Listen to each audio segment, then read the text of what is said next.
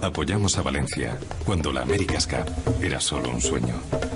Hoy es una realidad que ha necesitado mucha ilusión y energía, como la que ilumina el puerto America's Cup, un proyecto vanguardista de Endesa que solo un líder podía hacer posible.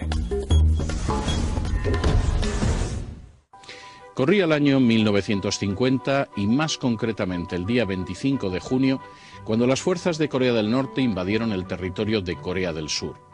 Aunque el bloque comunista se apresuró a difundir la versión de que era Corea del Sur la potencia agresora, semejante falacia no fue aceptada en el resto del mundo.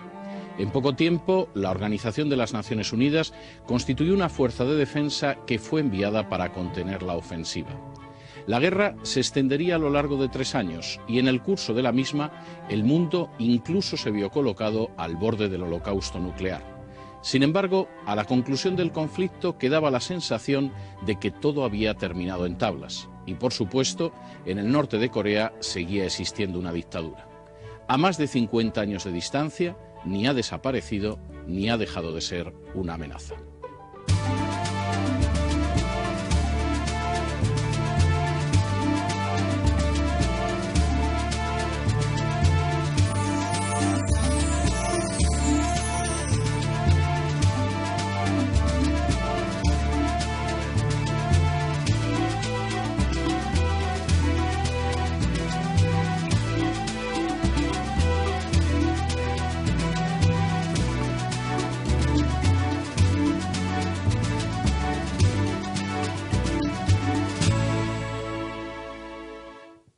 Muy buenas noches y muy bienvenidos a esta nueva emisión de Corría el Año, emisión que está dedicada precisamente a Corea, que es un tema que durante más de medio siglo ha ocupado prácticamente las portadas de los medios de comunicación.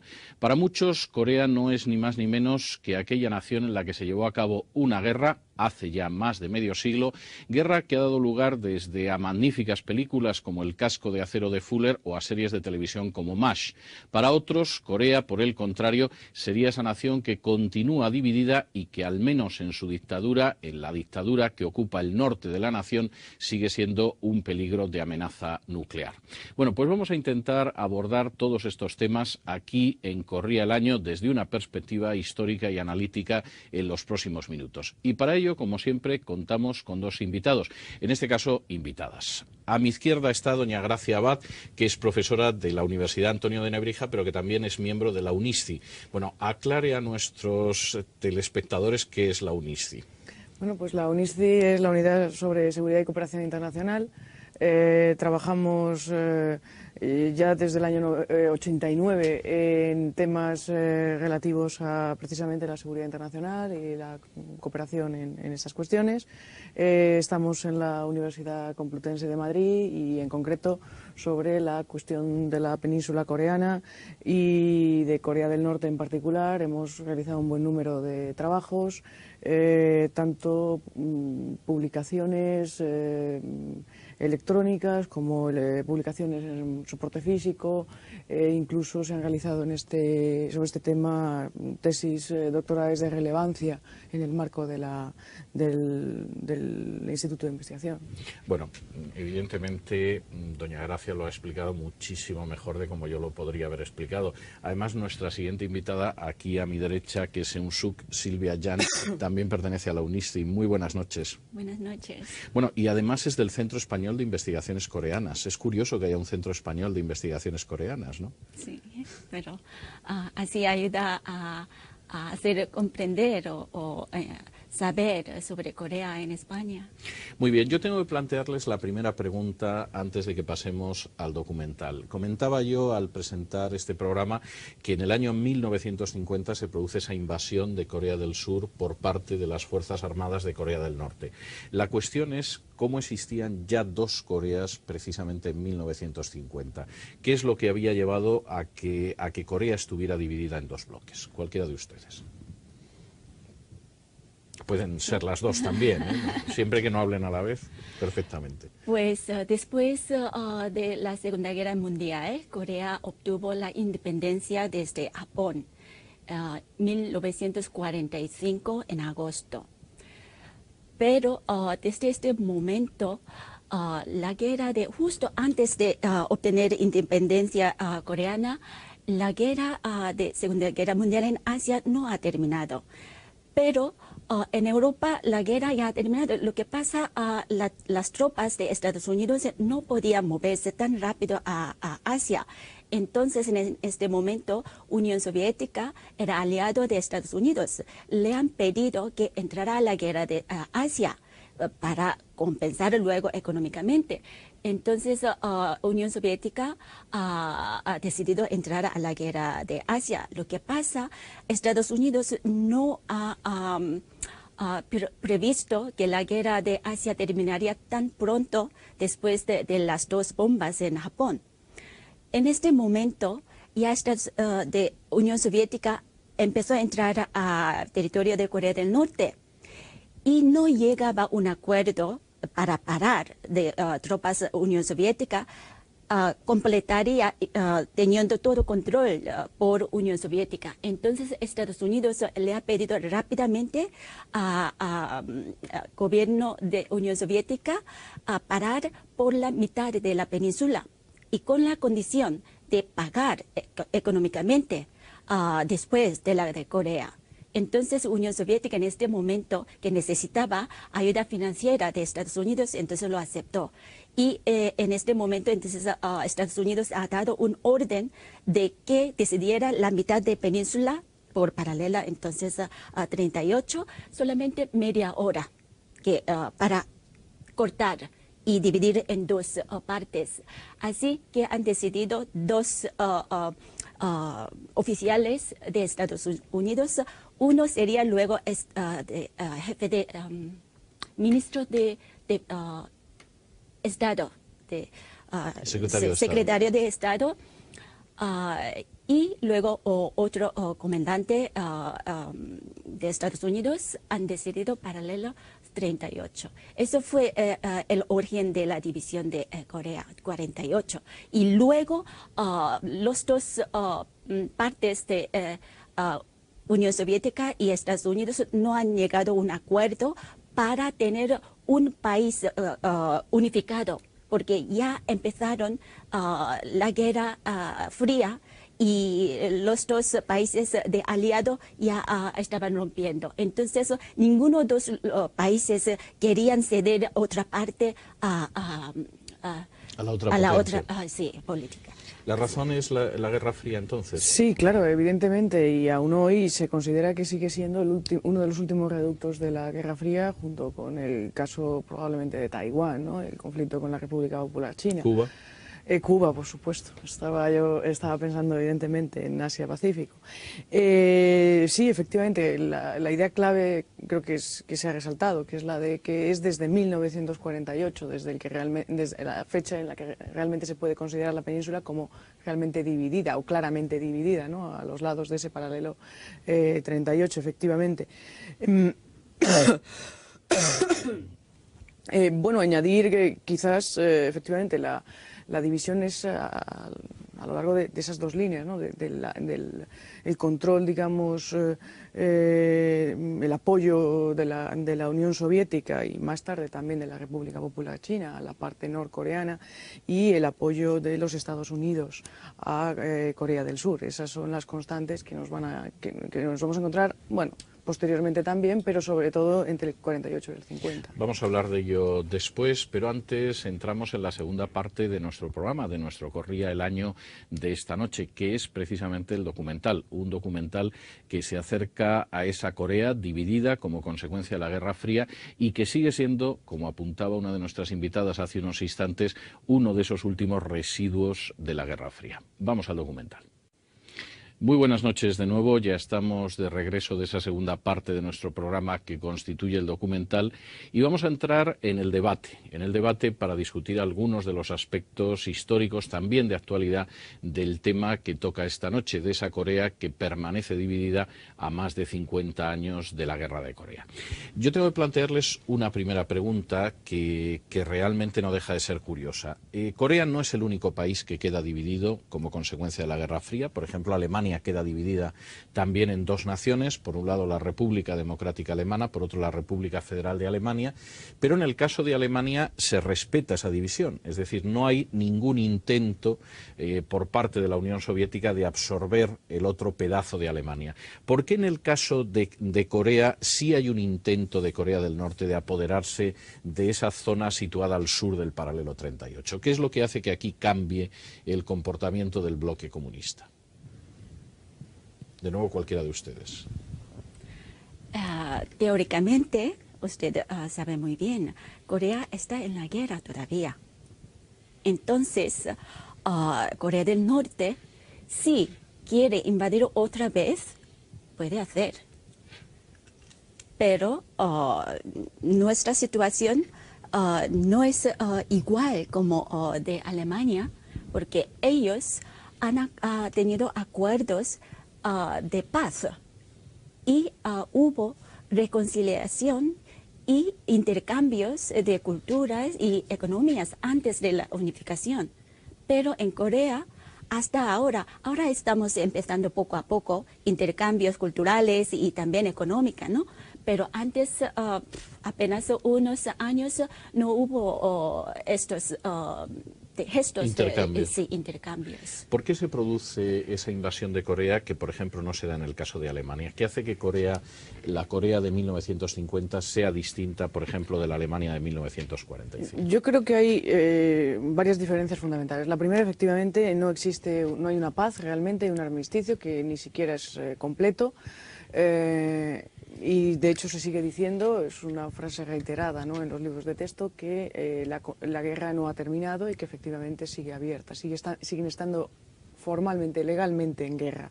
Pero aparte de eso, yo resaltaría un dato muy importante, y de ahí mi comparación antes con el caso taiwanés, y es que cada una de las dos Coreas ha reclamado siempre la soberanía sobre el total de la península coreana, sobre la totalidad de la península coreana.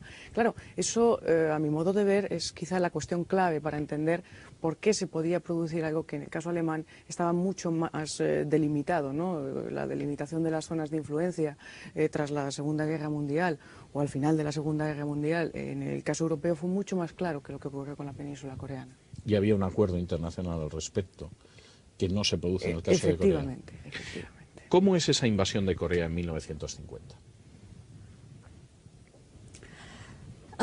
Ahora salen más documentos de que tanto China y Rusia, antes Unión Soviética, han ayudado a Corea del Norte.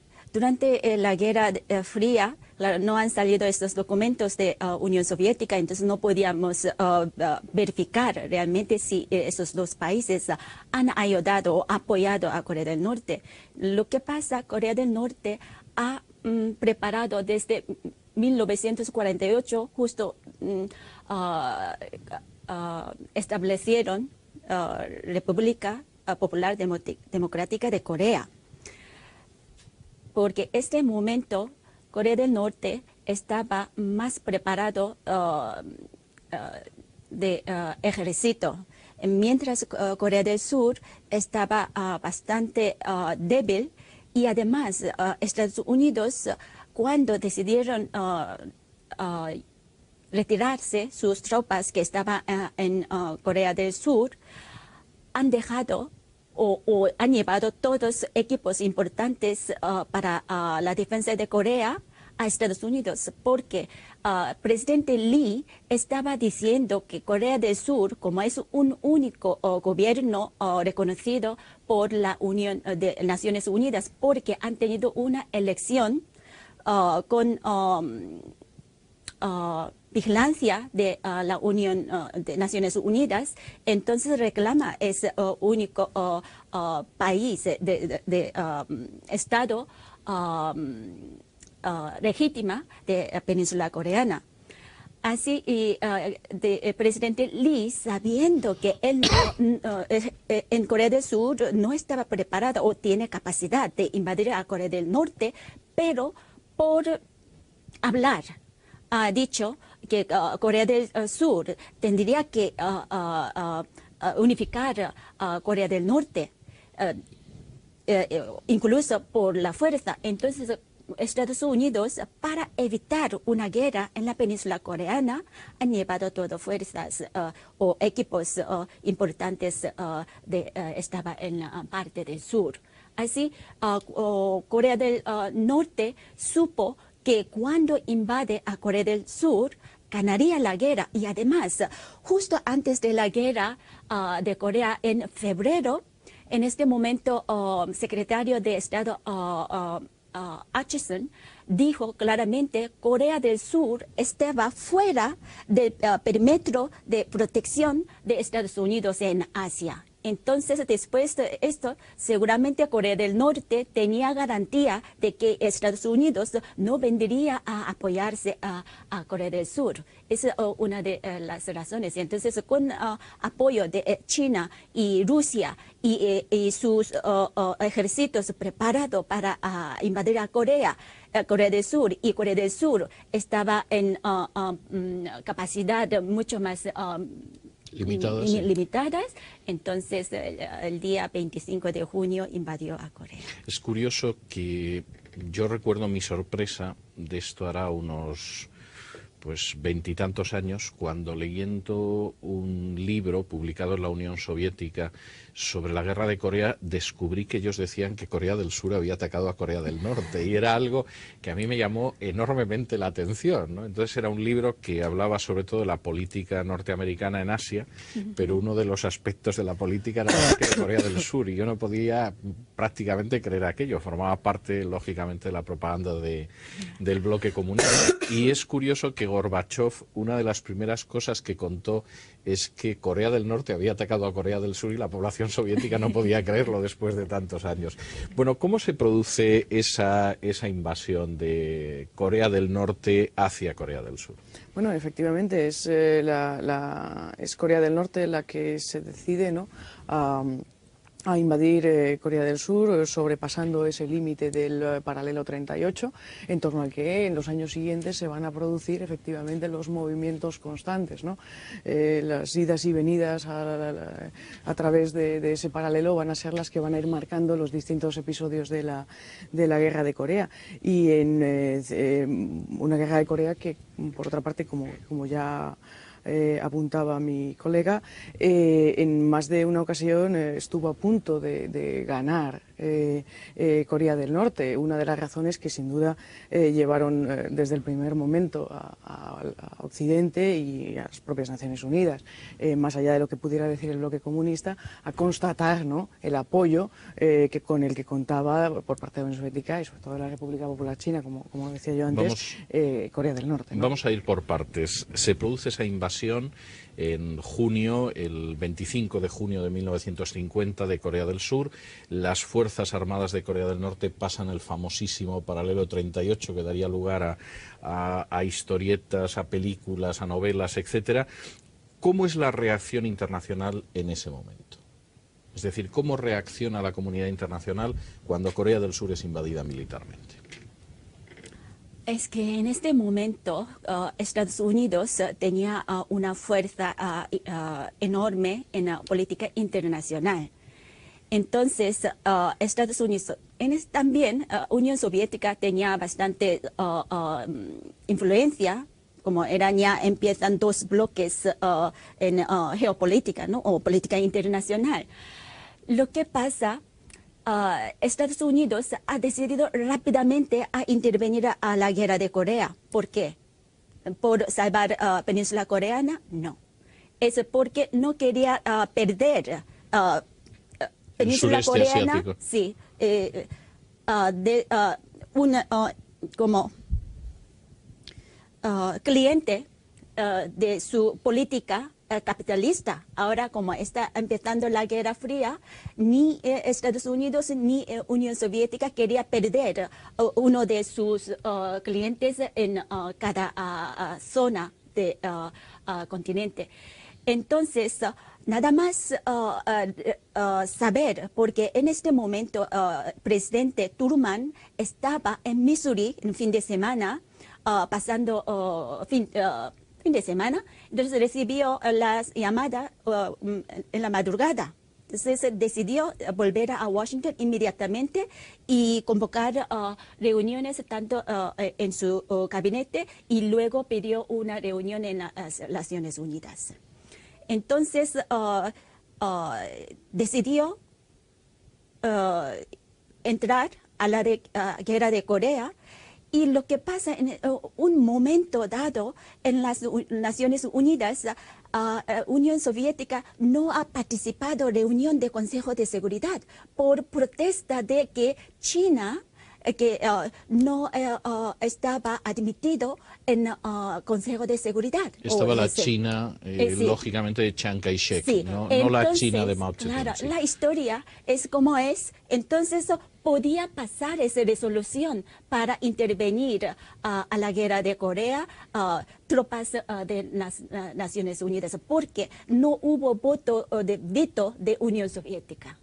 ¿Por qué intervienen los Estados Unidos? ¿Comparte esa opinión de que fundamentalmente es mantener el equilibrio de la Guerra Fría? Absolutamente. En buena medida las potencias eran lo que, tanto las superpotencias, ¿no? La Unión Soviética como Estados Unidos querían mantener los equilibrios. Además, en esos mismos años, Estados Unidos plantea, ¿no?, la desmilitarización de Japón y esa particular relación con Japón que consiste en hacerse cargo los Estados Unidos de la defensa, ¿no?, japonesa, y eso también hay que ponerlo, ¿no?, en este contexto. El papel que en adelante Estados Unidos estaba dispuesto a jugar en la seguridad y en la estabilidad de Asia-Pacífico era notable, ¿no? Pretendían ser la clave, pero al propio tiempo conservar o alcanzar el control geopolítico de esa zona. Entonces, evidentemente, la península coreana era un punto importante y era, no sé si era probablemente más importante evitar que la otra superpotencia consiguiera el control y no tanto mantenerlo ellos, con lo cual, sí, evidentemente. Sí. Hay una intervención internacional, luego vamos a hablar del papel de China, del papel concreto de Estados Unidos, pero junto con esas dos grandes potencias, que son la República Popular China, la China comunista, y los Estados Unidos, hay una enorme participación internacional en la guerra de Corea en el lado de Corea del Sur. Es decir, hay distintos contingentes armados, incluso hay un momento en que se habla de que España puede enviar un contingente armado también a la guerra de Corea. Evidentemente, en estos casos, en muchos casos, es simbólico. ¿Por qué se produce esa reacción internacional de apoyo a Corea del Sur? ¿Por qué es un intento de frenar lo que sería una ofensiva comunista que desequilibraría lo que es el panorama de la Guerra Fría? ¿Por qué hay hay contingentes de Australia, de Gran Bretaña, etcétera? ¿Cuál es la razón de ese apoyo a Corea del Sur?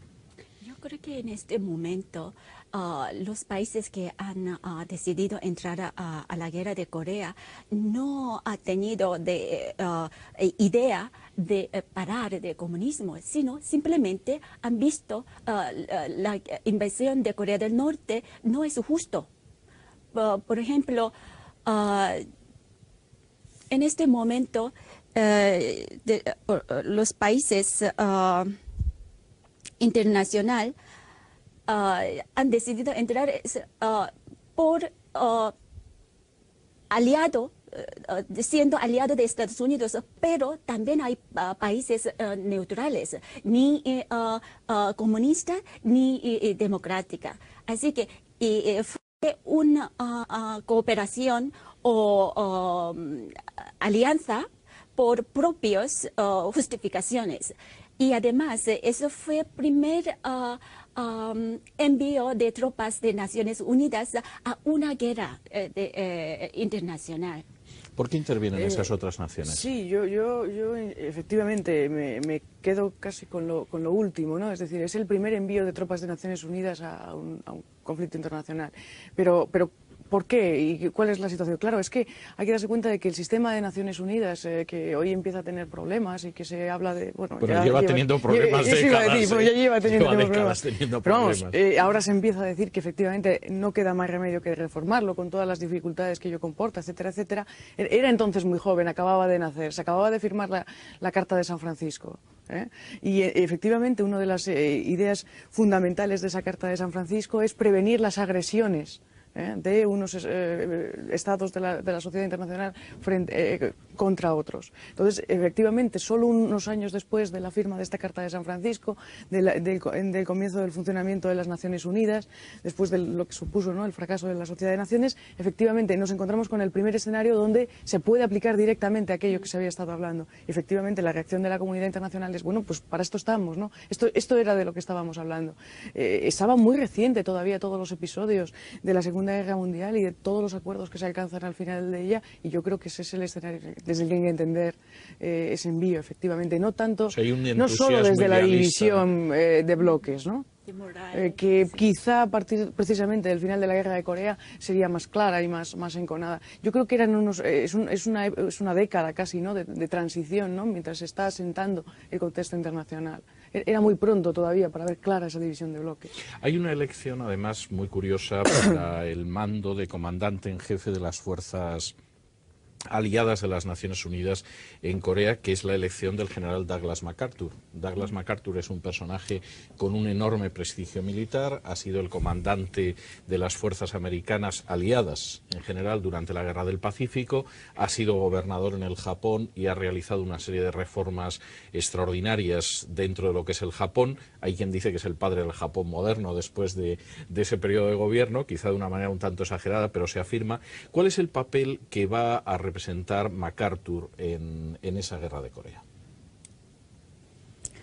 Ha sido clave en la guerra de Corea, porque si no entraba a la guerra de Corea, MacArthur, a lo mejor Corea ahora estaría un país comunista. Porque cuando entró ejército de MacArthur hacia puerto de Incheon, sí, en septiembre, Corea estaba en Busan. El gobierno de Corea estaba de puerto final del sur, de Busan. Así que decidió MacArthur cortar por la mitad de la península, así que no podía recibir lo que hace falta a Corea del Norte, sus ejércitos, ¿no? Y así atacaba al sur y al norte. Sí, su entrada de ejército de MacArthur ha sido muy importante. Y luego, más adelante, mientras progresaba de la guerra de Corea, también su papel ha sido fundamental. A lo mejor luego podemos hablar Vamos a hablar luego algo más de esto. No, pero es curioso, la operación del desembarco en Incheon, él mismo comentaba que había sido la operación más difícil de su carrera y realmente en términos militares es una operación verdaderamente extraordinaria. Es casi debería ser de estudio obligatorio en cuanto a operaciones anfibias, aunque sea menos conocido que el desembarco en Leyte o el desembarco en Normandía. La verdad es que el desembarco en Incheon es verdaderamente extraordinario. ¿Por qué interviene China en esta guerra de Corea? Estamos hablando de esa intervención de las Naciones Unidas, de cómo se produce una intervención clave de Estados Unidos, incluso el planteamiento estratégico del general MacArthur, cómo eso revierte de alguna manera lo que hasta ese momento era la guerra, que parecía que iba a concluir con una victoria de Corea del Norte. ¿Por qué se produce en ese momento una intervención no solo de respaldo logístico, sino de apoyo militar claro por parte de la República Popular China? Pues precisamente por eso, precisamente porque estaban viendo que peligraba, ¿no?, lo que parecía que en un principio Corea del Norte había iniciado con todas las garantías, como hemos apuntado, y que estaba casi garantizado, ¿no?, en cuanto al resultado. Efectivamente, con la entrada de MacArthur, al que incluso hubo que refrenar, ¿no?, o refrenaron desde la Secretaría de Estado y desde el Departamento de Defensa norteamericano, le refrenaron porque quería seguir avanzando, pues efectivamente hace que China se dé cuenta de que efectivamente Corea del Norte puede acabar por perder y la guerra, ¿no? Y entonces efectivamente recurre a apoyar, ¿no?, directamente al lado norcoreano en el conflicto, efectivamente no solo de modo logístico, sino de modo directo. Es curioso que una de las quejas de MacArthur era que el mando norteamericano le permitía bombardear los puentes en el lado que daban en Corea, pero no en el lado que daba en China, ¿no? y él se quejaba de que, bueno, que los puentes en última instancia también llegaban a China. No podía bombardear solamente los puentes del lado coreano o no perseguir a las tropas que se retiraban hacia China. Pero sí, quería comentar algo. Sí, puedo añadir un poquito. Sí, por supuesto. China decidió entrar a la guerra de Corea porque fundamentalmente hubo malentendidos entre China y Estados Unidos, porque en este momento China no tenía una relación diplomática directa con Estados Unidos. Entonces, todas las comunicaciones hacían a través de otros países. Por ejemplo, India ha sido un país fundamental que China ha enviado mensajes para comunicarse con Estados Unidos. Entonces, en este momento, todas las cosas corrían muy rápido, pero mensajes a veces no llegan a tiempo. Entonces, Estados Unidos no tenía intención de atacar después de Corea de frontera de Corea del Norte, pasando frontera de Corea del Norte.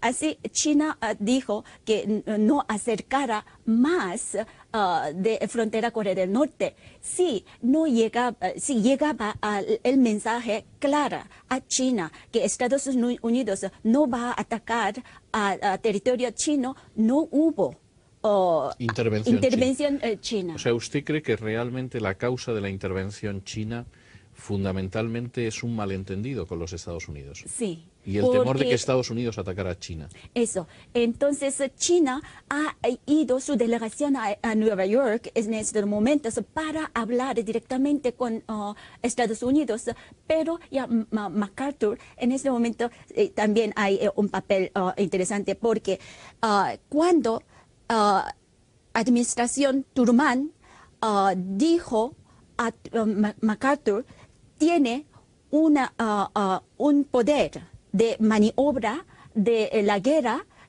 como libre, pero no ha dado condiciones claras tampoco a Estados Unidos. Entonces MacArthur, pensando, bien, ya llegamos hasta la frontera de China, así que para echar de comunistas de China hay que avanzar hasta territorio de China. Entonces hubo también malentendimiento entre jefe de ejército de Naciones Unidas, que en este momento MacArthur, norteamericano, y administración de Truman. Bueno, yo ya lo he dicho antes, más bien creo que lo que hay es diferencia de posición, más que falta de entendimiento. Yo creo que hay una diferencia clara de posición entre la administración en el caso de MacArthur y Truman. Sí, yo, evidentemente, en mi opinión, esa limitación de los avances de MacArthur, y efectivamente esa advertencia de que no bombardeara los puentes, ¿no?, a China, sí, es clara. Para mí quieren evitar una extensión del conflicto, ¿no?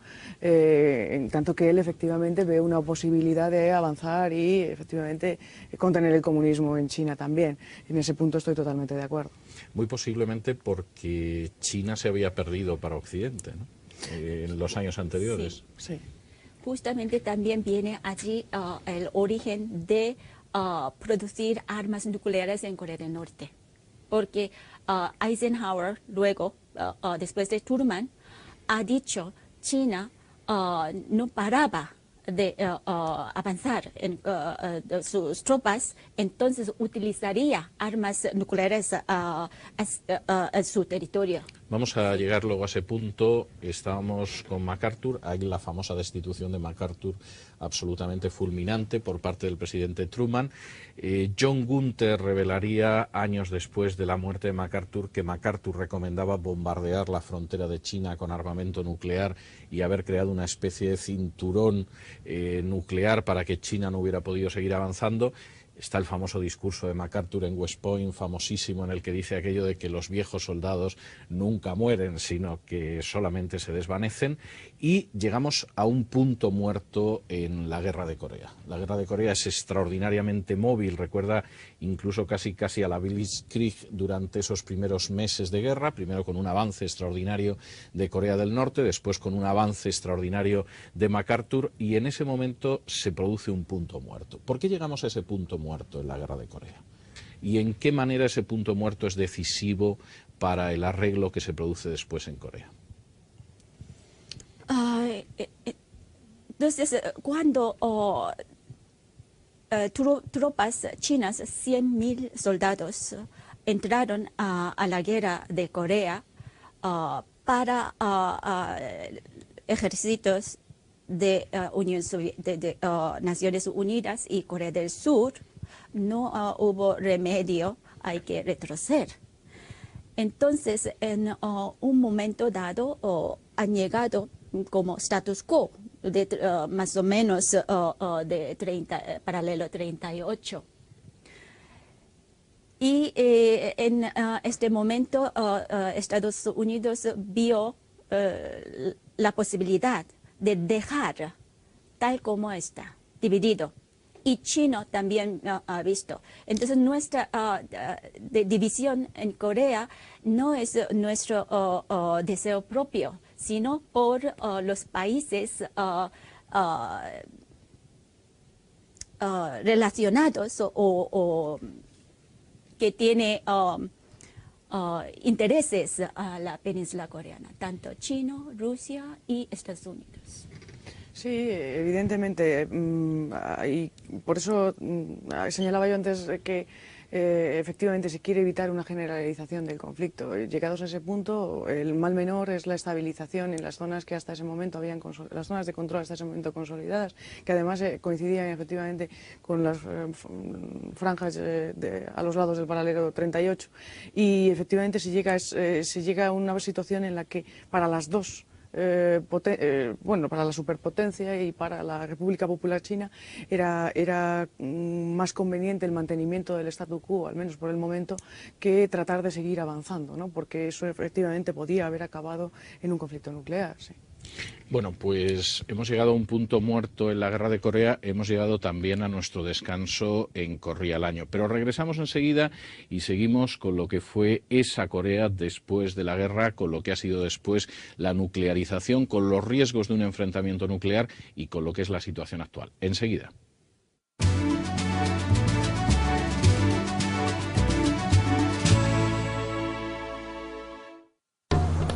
Apoyamos a Valencia cuando la America's Cup era solo un sueño.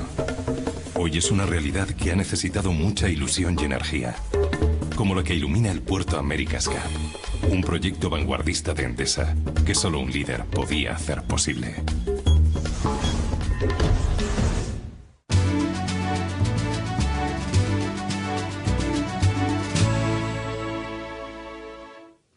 Muy buenas noches, ya estamos de regreso después de la pausa para seguir hablando de Corea. Nos habíamos quedado en ese punto muerto de la Guerra de Corea, muy cerca del paralelo 38, en el que las dos grandes potencias, la República Popular China y Estados Unidos, habían llegado a la conclusión de que lo más positivo, lo más sensato, lo más lógico era regresar al statu quo anterior al estallido de la guerra en 1950.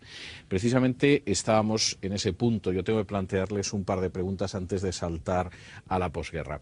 ¿Existió realmente un riesgo de intervención nuclear en algún momento de la Guerra de Corea? ¿Pudo aquello haber llegado hasta una guerra atómica en algún momento? Personalmente no creo, porque eso fue para parar el avance de las tropas de China. Eso como una estrategia de parte de administración de Estados Unidos, pero realmente su intención para atacar a China con armas nucleares, personalmente no lo veo. Sí, desde luego, desde el punto de vista de la administración norteamericana. Probablemente no había una decisión clara de atacar China con armas nucleares. Desde el punto de vista de la República Popular China sí se pudo temer que Estados Unidos tomara la decisión de actuar en ese sentido y desde el punto de vista de buena parte de la sociedad internacional probablemente también. Ahora bien, había un freno importante a esta medida y es que todavía estaba muy viva la memoria de lo que habían supuesto las dos bombas, ¿no?, de Hiroshima y Nagasaki. Bueno, eso generó un impacto notable, como es conocido, en la comunidad internacional y incluso hubo voces en los Estados Unidos acerca de que eso había sido un error y demás, tanto más la segunda, ¿no? Con lo cual probablemente nunca hubo una decisión, ¿no?, en la administración norteamericana de actuar de esta manera, pero sí que hubo un temor, tanto de la República Popular China como de la comunidad internacional, de que eso pudiera ocurrir. Hay una última cuestión que yo tengo que plantearles sobre la guerra de Corea, aunque seguramente va a volver a reaparecer en el resto del debate, y es un poco la repercusión cultural que tiene esa guerra. Es decir, es curioso que es una guerra que termina en tablas, no concluye con una victoria norteamericana, pero sin embargo tiene una enorme proyección en el mundo del cine. Es decir, estoy pensando en películas como puede ser el caso de Los puentes de Tokorí, como puede ser, por ejemplo, el famoso Casco de acero de Samuel Fuller. Es decir, hay toda una filmografía en torno a la guerra de Corea e incluso, curiosamente, es una de las guerras que ha generado una de las series de televisión más famosas, que es precisamente MASH, que dio lugar, es una novela, dio lugar a una película y sobre todo dio lugar a una serie con varias temporadas que, por cierto, el último episodio terminaba haciendo una referencia a una guerra lejana en un sitio que se llamaba Vietnam, ¿no? ¿Hasta qué punto la guerra de Corea tuvo esa repercusión cultural a la que yo me estaba refiriendo? ¿Realmente es una guerra, evidentemente tiene menos repercusión que la que pudo tener, por ejemplo, la Segunda Guerra Mundial, pero hasta qué punto marcó, por ejemplo, la creación durante esos años y los años posteriores? No sé ya en el caso del cine coreano, porque no, lo desconozco, ¿no? Pero imagino que también debe de haber referencias en este sentido. Pues la verdad fue una guerra muy dura. Durante 3 años han muerto más de 1 millón de personas. Entonces, solamente con esa cifra es para hacer películas de todo tipo, ¿no? Y sobre todo, la guerra más dura fue en invierno, que Corea, invierno es muy duro, bajo cero, hasta llega a 10 o 15 grados. Y en este momento, la tecnología moderna no es como ahora. Entonces, los soldados no están tan bien equipados, protegidos de ese clima, por ejemplo. Y verano es un país también muy húmedo y caluroso. Y eso también habrán sufrido mucho, aparte de la guerra tan difícil con Corea del Norte. Y además, no fue una guerra solamente entre Corea del Sur y Corea del Norte, como han entrado las fuerzas de Naciones Unidas de muchos países. Entonces, eso sí ha dado voz al mundo. Por eso está conocido internacionalmente. Entonces, primero fue una guerra muy dura y muy sacrificada. Y en segundo lugar, fue una guerra que ha llevado al final entre Corea del Norte y Corea del Sur una división más profunda y podría decir odio entre dos partes del Estado.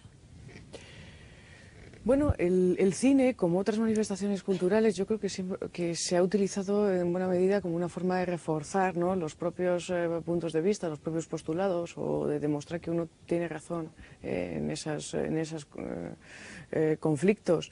El caso de la guerra de Corea, que además efectivamente engancharía, ¿no?, en el tiempo con lo que ocurre en Vietnam, también hay que darse cuenta de que creo que sea, de que coincide, ¿no? Con una eclosión, ¿no? de corrientes culturales, sobre todo en el contexto norteamericano, en los años 60, 70 y posteriormente, pero vamos, sobre todo en los años 60 y 70. Es una visión agria la de la guerra de Corea, Sí, a sí. diferencia de otros conflictos. Pero vamos, en todo caso, y yo creo que esa es una de las razones también, ¿no? Por las que se le presta mucha atención. Bueno, es una visión agria, sí. También es verdad que la visión cultural, o sea, la visión norteamericana, ¿no? Está vinculada a su propia cultura, ¿no? Hay un elemento de autocrítica en mucha de su cinematografía. Entonces, en ese sentido, bueno, que haya una visión pesimista, bueno, es común a todas las manifestaciones cinematográficas relativas a conflictos de estos años, ¿no? Hay una cuestión que estábamos mencionando, y es que de alguna manera hasta la guerra de Corea no se sabe si Corea se va a reunificar, es decir, por lo menos existía la esperanza de que se produjera una reunificación de Corea. A partir de la guerra de Corea es obvio que esa reunificación no se va a producir, por lo menos no se va a producir a corto o medio plazo. ¿Cómo vive la sociedad coreana esa división, que ya parece que va a ser una división que va a durar mucho tiempo? ¿Qué significó eso, por ejemplo, para una sociedad en la que seguramente había familias que habían quedado a uno u otro lado del paralelo 38? ¿Hasta qué punto fue un drama el saber que esa división se iba a perpetuar? Durante casi 57 años, hoy es 26, ¿qué día es? 25. Sí, 25, justamente 57 Sí, años sí. cumple la guerra de Corea. Entonces, durante ese periodo, dos regímenes, ambos autoritarios. Entonces, han educado ambas partes de su ideología a la gente. Entonces, utilizaba los políticos para permanecer a su poder, para decir en una palabra de que Corea del Sur tenía tener una seguridad fuerte para parar la invasión otra vez de Corea del Norte. Entonces, los coreanos no han visto la posibilidad de que habrá una unificación, porque yo personalmente pensé antes, los comunistas tienen como cuernos y eran como... no son humanos, ¿no? Porque tenía esa educación en Corea. Y con esa idea no vimos la posibilidad de reunificación durante, sobre todo, la Guerra de Fría, porque educación en ese momento en Corea del Sur, de nuestra idea de capitalismo y democracia, que no podía reconciliar con comunistas y sobre todo de Chuche, ideología defensa de Corea del Norte. Sí, absolutamente. Una visión mutua, ¿no? que estaba marcada por esas características, no solo en Corea del Sur, ¿no? Se pensaba que los comunistas eran, sino que efectivamente la visión que desde Corea del Norte se proyectaba a la población acerca de los coreanos del sur era una visión similar, ¿no? Pero incluso con anuncios, ¿no? Y tablones, carteles propagandísticos, ¿no? Haciendo un poco advertencia, ¿no? de qué malos y qué diferentes, ¿no? eran los coreanos del sur. Sí, se incentivó, por así decirlo, la separación de las dos Coreas desde los gobiernos, ¿no? La diferencia entre las dos Coreas desde los gobiernos, aparte de las diferencias que luego irían surgiendo. ¿Cómo evolucionan esas dos Coreas después del final de la guerra? Es decir, sabemos que en el norte queda implantada una dictadura comunista, sabemos que en el sur hay un régimen autoritario cercano a Occidente por razones de geoestrategia. ¿Cómo evolucionan esas dos Coreas a lo largo de los años? Desde 1948, Corea del Sur proclamado único Estado legítimo de la península de Corea. Y hubo 6 repúblicas. Y luego gobierno civil de Kim Jong-sam y Kim Dae-jung, y ahora presidente de administración de Roh Moo-hyun. Entonces, durante esas 6 repúblicas, Corea del Sur, todos, digamos, presidentes eran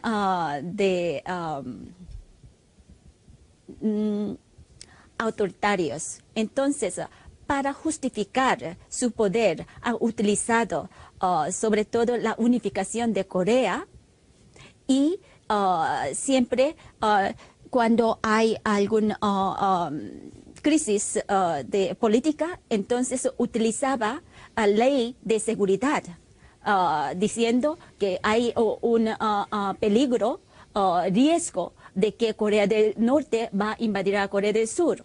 Así siempre utilizaba un poco Corea del Norte en su interés político. Así, durante ese periodo, la unificación de Corea no tenía realmente en su estrategia política de sinceridad, porque además con Estados Unidos apoyando Corea del Sur, y durante esa época de Guerra de Fría no hay realmente posibilidad de reunificar con Corea del Norte, porque Estados Unidos no está dispuesto de apoyarse a Corea del Sur. Sin apoyo de Estados Unidos y comunidad internacional que está agrupado por Estados Unidos, era realmente imposible de reunificar. ¿Cómo evolucionan esas 2 partes de Corea? Sí, yo lo que resaltaría es que se empiezan a distanciar cada vez más, no solo en términos políticos, que bueno, se está comentando, sino en términos económicos, hasta el punto de que bueno, en los primeros años, quizás hasta los años 70, se mantiene una mayor paridad, pero a partir de ahí la distancia, ¿no?, entre cada una de las 2 Coreas se vuelve abismal. Al crecimiento económico surcoreano, que es uno de los casos de éxito paradigmáticos, ¿no?, del Asia-Pacífico, hasta el punto de que se convierte, ¿no?, en uno de los tigres, ¿no?, del milagro asiático, hay que contraponer, ¿no?, el caso norcoreano. Por poner un ejemplo, no solo es una cuestión de crecimiento económico, es una cuestión incluso de crecimiento poblacional. Corea del Sur sobrepasa con mucho a Corea del Norte en población, cuando incluso en territorio es inferior. La diversificación de la economía surcoreana y la concentración en sectores de última tecnología hay que contraponerla, ¿no?, a la concentración de la República Popular Democrática de Corea, Corea del Norte, en la industria pesada, en la industria incluso extractiva del carbón, en la concentración en una industria que pueda sostener, por otra parte, ese enorme aparato militar en el que, también por la ideología Juche que se mencionaba antes, se concentra Corea del Norte. ¿Cuál es la causa del éxito económico de Corea del Sur? Que efectivamente es uno de los países que experimenta un desarrollo económico auténticamente espectacular. Es el caso de Taiwán también, fin de algunos otros países de la zona. ¿A qué se debe en el caso de Corea del Sur? Bueno, en mi opinión se trata de un caso de reforma económica de todo punto exitosa, ¿no?, y de concentración en sectores económicos punta y tecnológicos que son los que realmente la han llevado al punto en el que está. No es el único caso, efectivamente, en Asia-Pacífico, pero sí uno de los más brillantes, a pesar de que también sería efectivamente uno de los que, en ese mismo sentido, sufriría, ¿no?, especialmente con la crisis de 1997, pero sí. ¿A qué se debe ese despegue de Corea del Sur? Pues puedo añadir un poco Sí, más. sí, claro. Sí. Sobre todo tenemos una filosofía bastante diferente de Occidente. En lugar de individualismo, nosotros damos primero al grupo y Estado la prioridad. Entonces, cuando el Estado pone un proyecto que hay que apoyar y hay que coordinar o cooperar, entonces lo hacen los coreanos. Ustedes habrán visto en televisión cuando hubo crisis financiera asiática, los coreanos dejaban sus anillos y cosas de oros para pagar al Banco Mundial.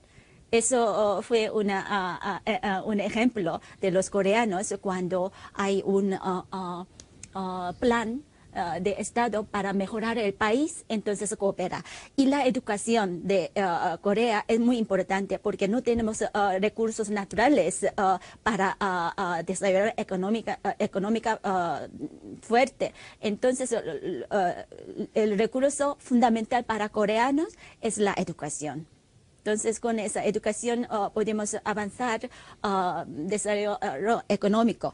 Y también tuvimos suerte de tener líderes políticos benévolos. Decimos dictador benévolo, por ejemplo, el presidente Park. Y tercero, tuvimos la subvención financiera de Estados Unidos después de la guerra de Corea. Entonces, con esas tres cosas básicas, fundamentales, Corea del Sur pudo avanzar desarrollo económico. Nos queda muy poco tiempo, pero yo tengo que plantearles un par de preguntas que son absolutamente obligadas. Primera cuestión de estas preguntas finales. ¿Hasta qué punto en estos momentos la dictadura comunista de Corea del Norte representa un peligro para la paz? Es decir, ¿el rearme nuclear en Corea del Norte es simplemente de cara a la pasarela, es simplemente un espectáculo o por el contrario sí que representa una amenaza real? Bueno, es una pregunta larga, no sé, no es fácil responder brevemente. Bien, en primer lugar, el rearme nuclear norcoreano, el rearme nuclear norcoreano,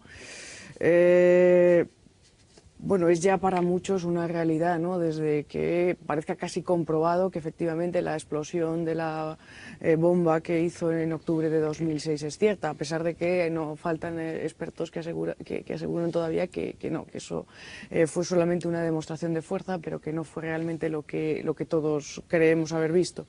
En todo caso, bueno, esta es una estrategia que Corea del Norte viene desarrollando al menos desde los años 80, efectivamente, y que no es sino la forma de obtener ciertas ayudas, ciertas compensaciones por parte de la comunidad internacional. En un contexto de aislamiento cada vez mayor, recurre efectivamente a una primera fase en la que parece haber una distensión, parece haber mayor cooperación, una mayor apertura del régimen, y en un segundo momento da un paso en sentido contrario hacia un endurecimiento de su postura y una intensificación de sus programas nucleares. Eso es exactamente lo que ha pasado en este último caso desde el año 2000. En el año 2002, más o menos, estaba introduciendo una serie de reformas, incluso económicas, que parecían que apuntaban a una apertura del régimen norcoreano, sin que se llegara al nivel de las reformas chinas, porque nunca hubo una descolectivización, como sí ha habido en el caso chino, porque las empresas norcoreanas siguen siendo estatales al 100%, cosa que no ocurre en la República Popular China, etcétera, etcétera. Pero bueno, parecía que había buenas perspectivas. Y en el curso de unos meses, efectivamente volvió a cambiar su actitud.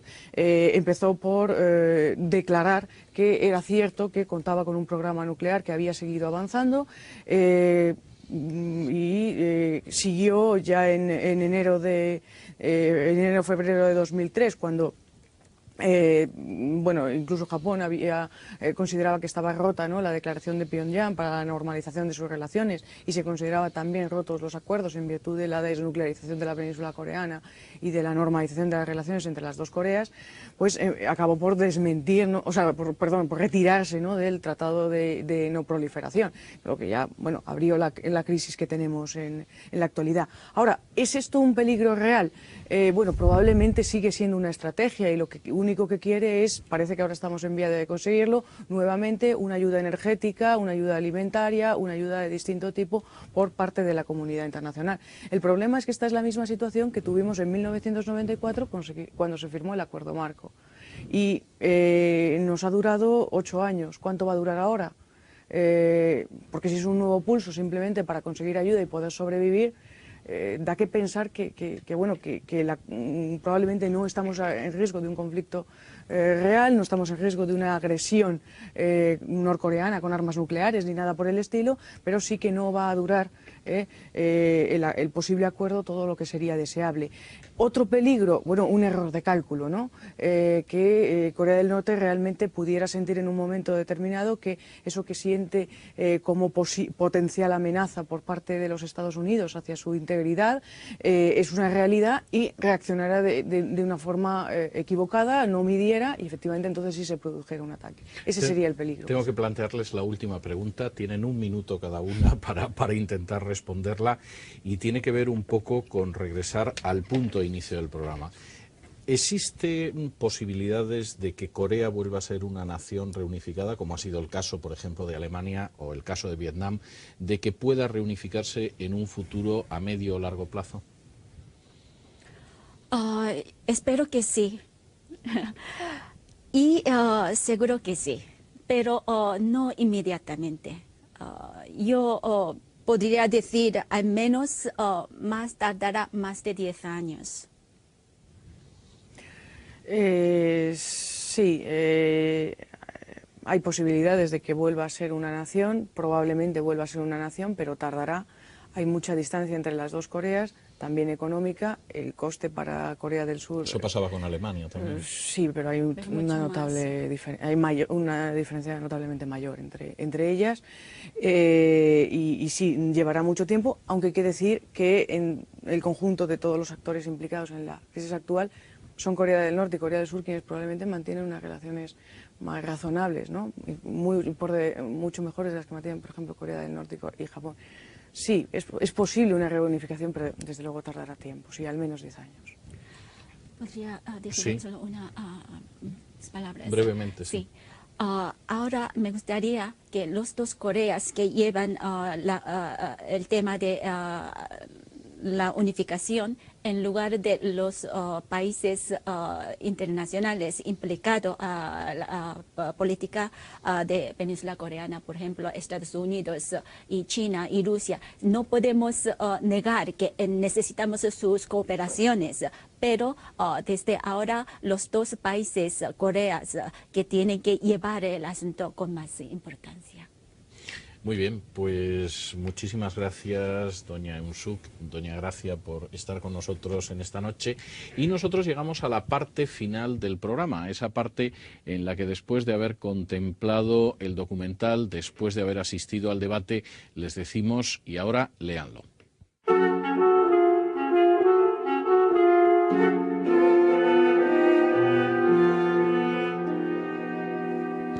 Y vamos a recomendarles, como siempre, 2 libros. El primero es una obra general sobre la Guerra Fría que creemos que les puede ayudar a acercarse a ese caldo de cultivo en el cual se produjo no solamente la Guerra de Corea, sino la consagración de esa división.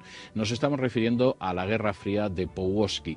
Posiblemente es uno de los pocos volúmenes accesibles en castellano precisamente a ese periodo absolutamente esencial. Por cierto, tan esencial que de hecho en buena medida seguimos viviendo en él. Por lo menos tenemos residuos muy importantes en distintas partes del globo. El segundo libro es un libro que se debe a una de las personas que ha estado con nosotros esta noche, a Eun-suk Jang. Se titula Corea, historia de un proceso de reunificación y desde luego les permitirá, dentro de lo que es una monografía de carácter científico, acercarse muchísimo más precisamente a lo que fue no solo la Guerra de Corea, sino el desarrollo de las décadas posteriores de esa Corea dividida. Y hasta aquí hemos llegado con nuestro Corría el año de esta noche. Nos queda, por supuesto, volver a emplazarlos para la semana que viene, en que de nuevo abordaremos otro tema histórico y volveremos a machacar sobre lo que incidimos en todos nuestros programas, que la historia es entretenida, es sugestiva y es apasionante. Hasta entonces, muy buenas noches.